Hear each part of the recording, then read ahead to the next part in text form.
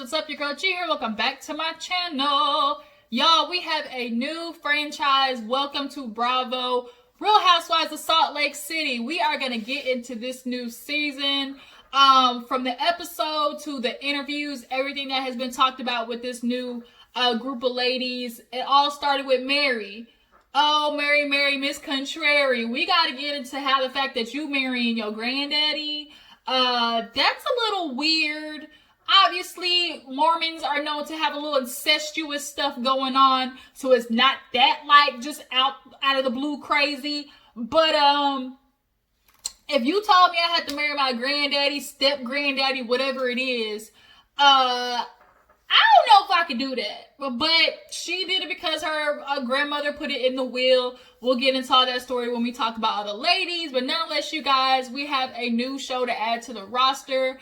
And from the preview to this first episode, it is definitely looking interesting AF. And I'm glad that we have something as far as Real Housewives goes that is different. Like, they could have went to a big city, you know, like Houston or you know, another place in California, or they could have did like the typical like big city. But I'm glad with this season they're offering that extra little touch, which is the church and religion, that is going to make this offset and different from the other franchises.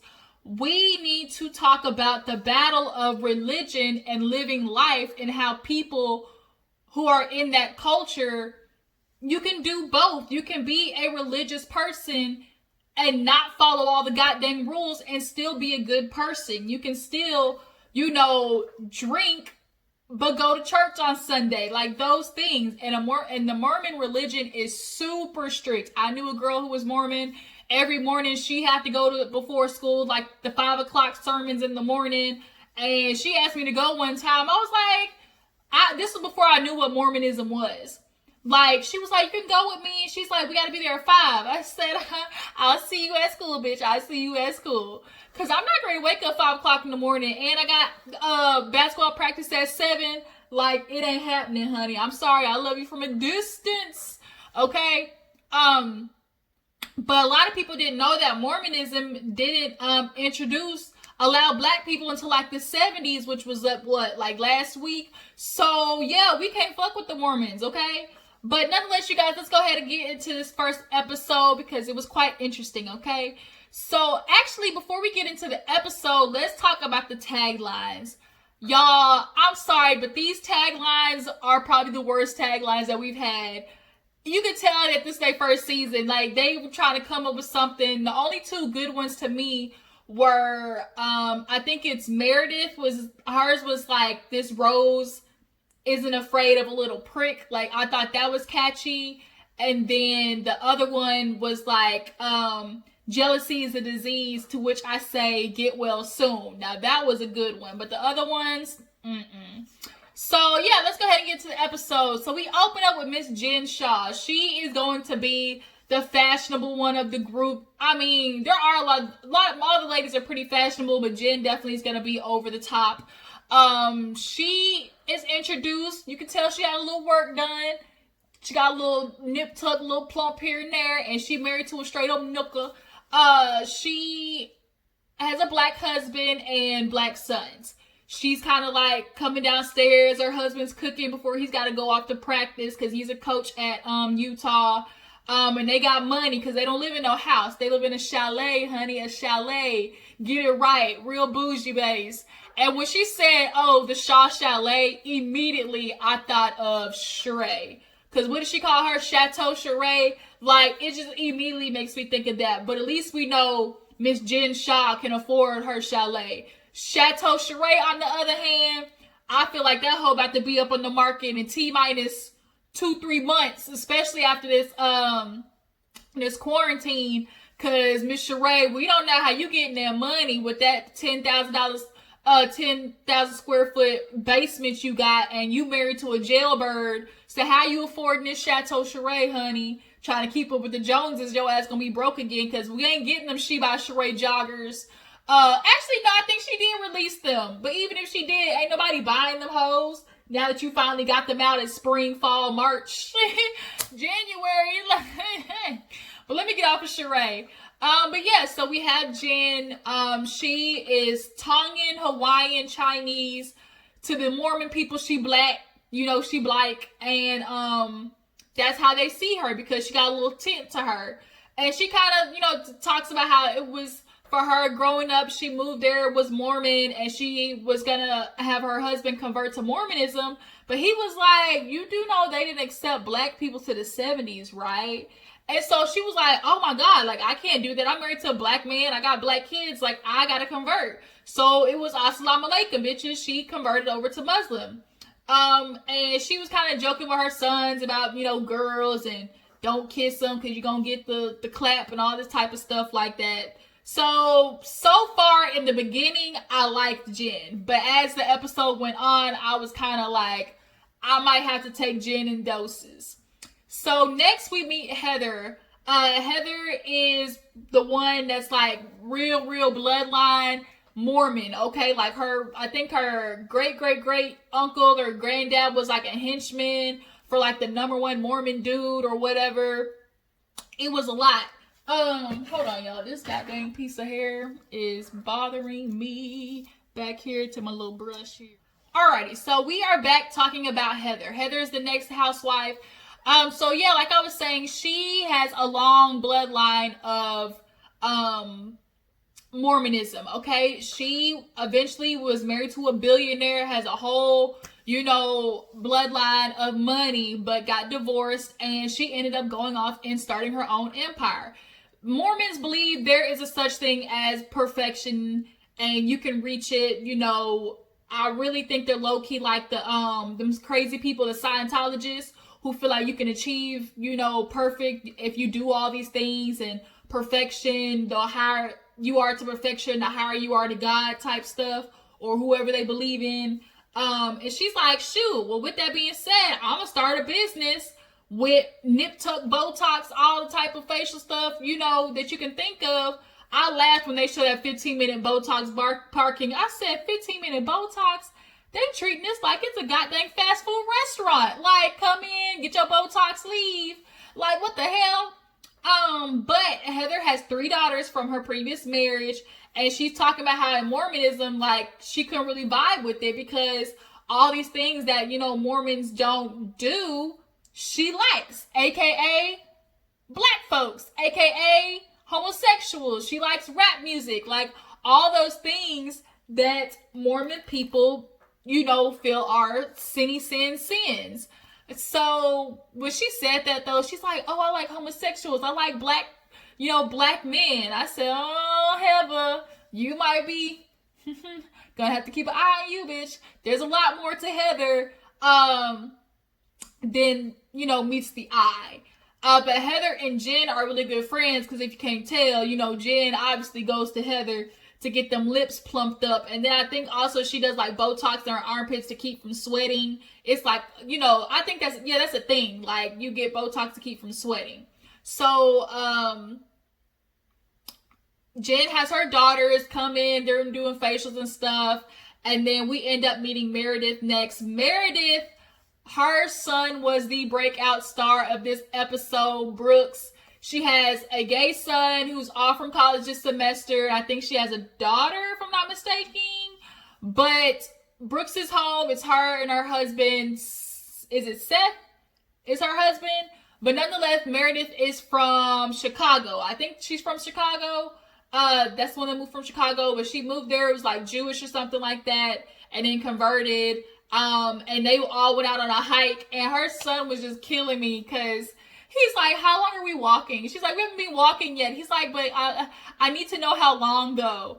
And then Meredith, I think she is the one that has is that the one with the liquor business or the jewelry? Meredith. I think Meredith is the one with the liquor business. And Lisa's the one with the jewelry line. I think that's how it goes.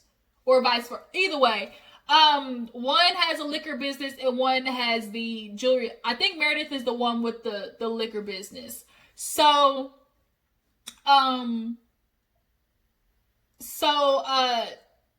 Meredith though is having some marital issues because her man goes back to Chicago like on a weekly basis or like a monthly basis. Like he don't really see her like that. So from the preview, we can see that there's some issues clearly going on in their relationship. Meredith is having a birthday, but he's going to be gone. So then we see, I guess for her birthday, since he's going to be gone, was setting up like rose petals and, you know, had the son help with lighting the candles.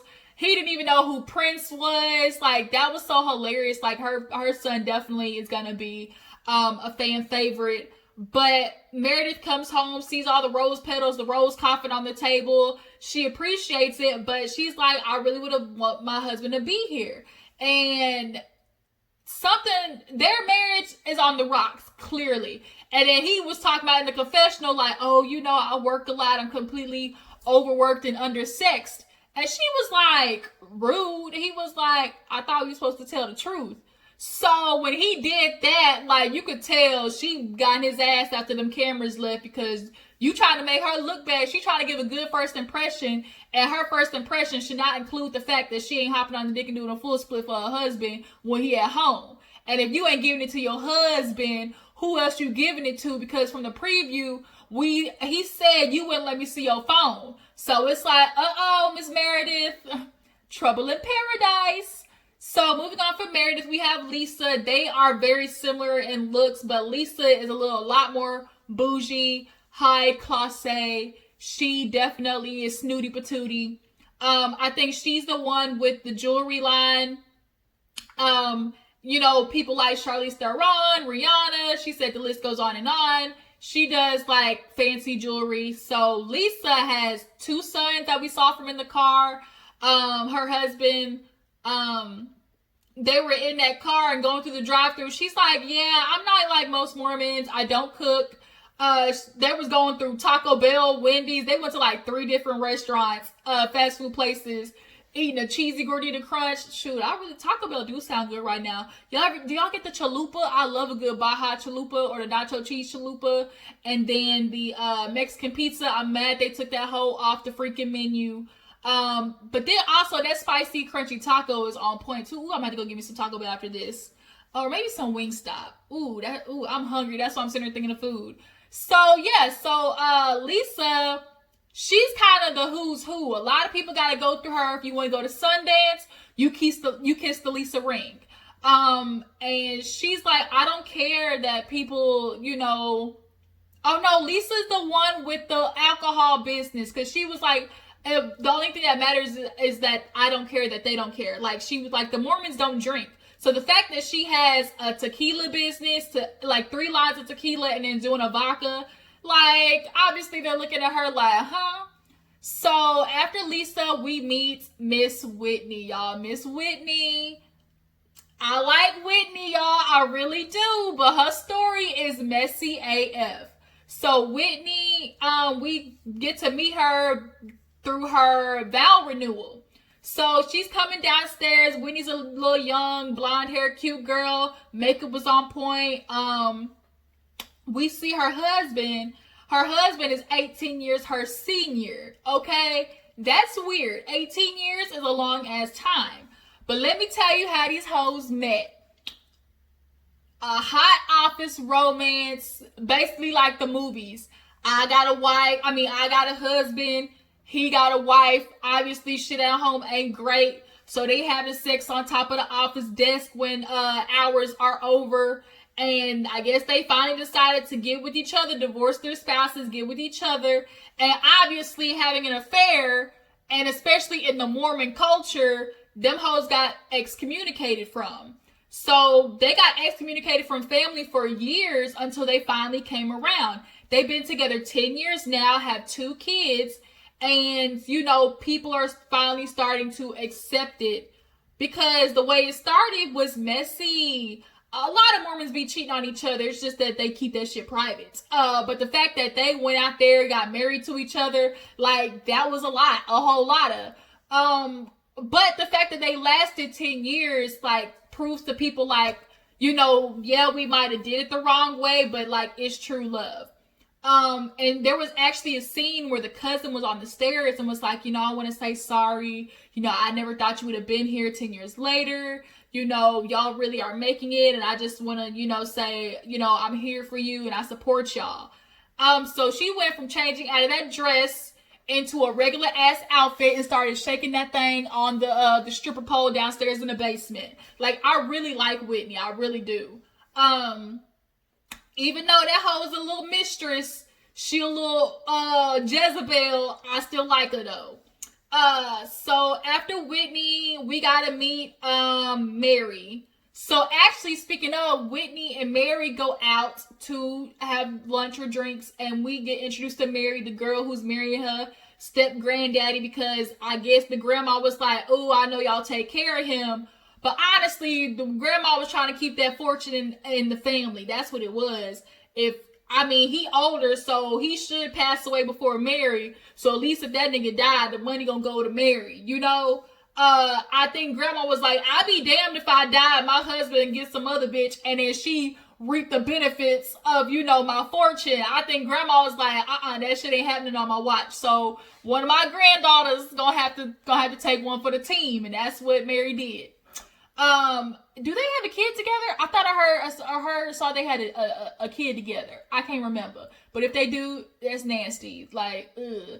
But, Whitney gets a invitation, to Meredith's birthday party / Jen's party. Like, that's where Jen started rubbing me the wrong way, because Jen, the fact they're like, oh, I'm gonna throw Meredith the birthday party, but really the shit was for you, and you were using this basically as a way to show the introduction of how you do things big, like on TV. Like, we know you were trying to use this to show us that you do things real big. Like, we get it. But Mary was like, oh, she's not gonna invite me. Like, you know, we got into it because I said she smelled like a hospital.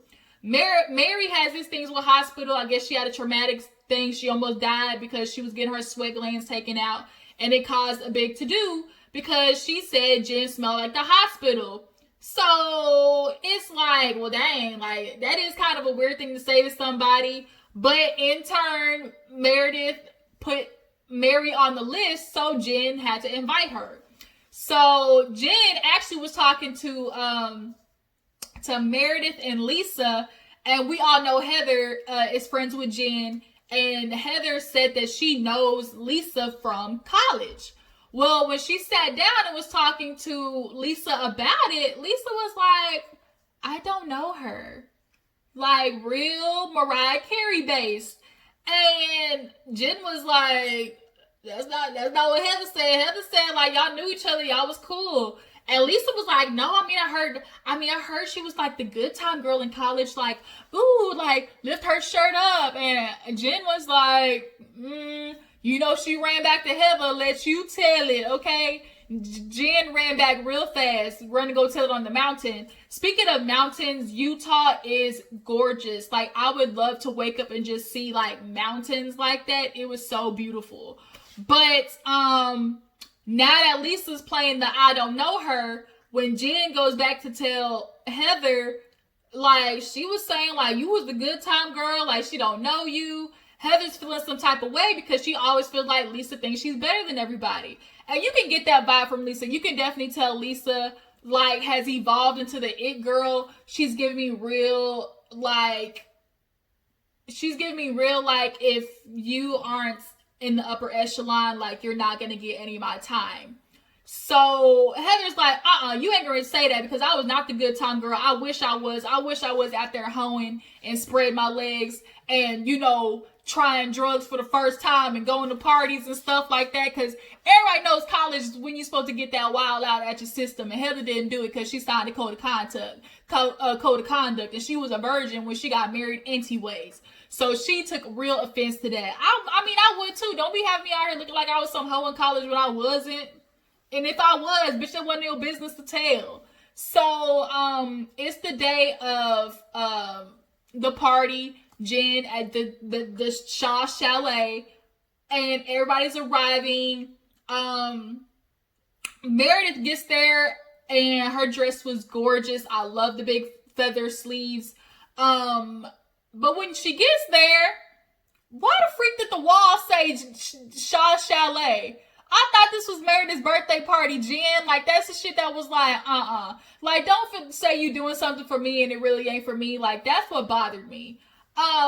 So Jen's upstairs. She's having her big reveal because people are like, where's Jen? Where's Jen? They're like, oh, she's still getting ready. So it's like, aren't you supposed to be coming downstairs with Meredith so it could be about Meredith? So everybody's getting there. Whitney, she looked gorgeous. And then Mary pulls up and I said, oh no, you gonna be the Giselle of this season. Y'all, she came in with that freaking mossy green dress, 600 different necklaces on, white church tights. And I was like, Mary, and the wig, y'all, the wig, the weave, whatever it is. It ain't it, Mary. It's not it. And it's Valentino, and Mary's definitely one of those women who feels like because it got a name on it, it looked good. It's like, bitch, that's Valentino. Like, no. Who was there? So, what happened next? Oh, so there was this weird, awkward moment where Heather was talking to Jen and was like, oh no, I'm gonna have to say something because this ain't it. Like, you not gonna like say like you don't know me, you playing, then you talking about I'm a good time girl. She actually was talking to some of the other ladies and she was like watching Lisa like float around the room, and I love how they did the collage where she was like, I love that, I love that, I love that. And it was giving me like real Regina George from Mean Girls. You remember when she was in the hallway and she was like, oh my God, I love that skirt. And the girl walked away. She's like, that's the freaking ugliest skirt I've ever seen. That's what Lisa was giving me. So they kind of crossed paths and Lisa gave her the whoop. She gave her the whoop. And it's like, Heather was like, no, this bitch didn't. So now this is going to be some tension between them. But now Jen comes downstairs. Everybody's like, Jen. And Meredith's like, but bitch, what about me? It's my birthday.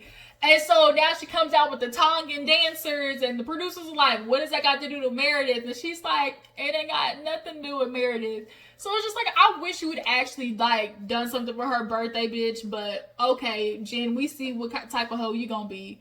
The extra one. So Jen and Mary finally get a chance to talk. She sits down and Mary's like, are we good? She's like, well, that's what I'm trying to see. And she was like, I feel a type of way because you said like I smelled like hospital. And Mary's like, what? But like I have a thing with hospitals. I've told you before, like I almost died. And she was like, everybody was there. They heard you. And I'm confused. On one point, Mary said that she said it, but then on another point, she was like, I didn't say that. Like I said, you said, I said that it smelled like hospital in here. And she's like, Carrie was there. She heard it. She's like, where's Carrie? Where's Carrie then? I want to know where Carrie's at. So Carrie gets called over there and she's like, bitch, you said it. Like you said it to me.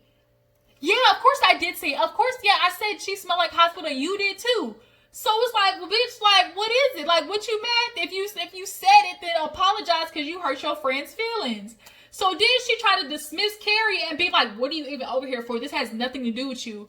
Girl, you summoned me over here. And the fact that you is a pastor acting that way, Miss Mary, I ain't liking it. Then she gets real hella disrespectful in her confessional talking about, like, what do you, like, your aunt got her legs amputated. What do you want me to do about it? Her legs are gone. Why are her legs even amputated at 60? That means she's probably got diabetes, wasn't even eating good. She needs to drink more water. I was like, this disrespectful ass bitch. Like, how do you say something like that, pastor, minister lady? Like, how do you say something like that?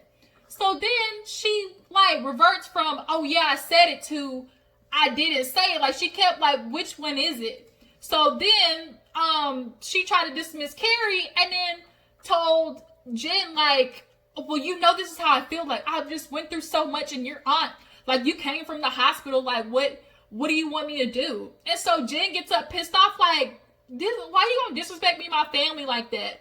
And then that's where the episode ends. And it's like, Mary, first of all, you look like moss on a tree. Secondly, you need to bring that tone down 3 notches. And thirdly, bitch, go fix your hair. Obviously, like, whoever did your hair needs to get fired, like Donald Trump style. So y'all, that is Salt Lake City. I'm excited for it. A new franchise. Tell me how you feel about all the ladies. Who are your favorites? Who you don't like so far? I'm ready to get into it, you guys. I really appreciate you tuning in. Make sure before you go, like this video, subscribe to my channel. I will catch all you guys later. Deuces.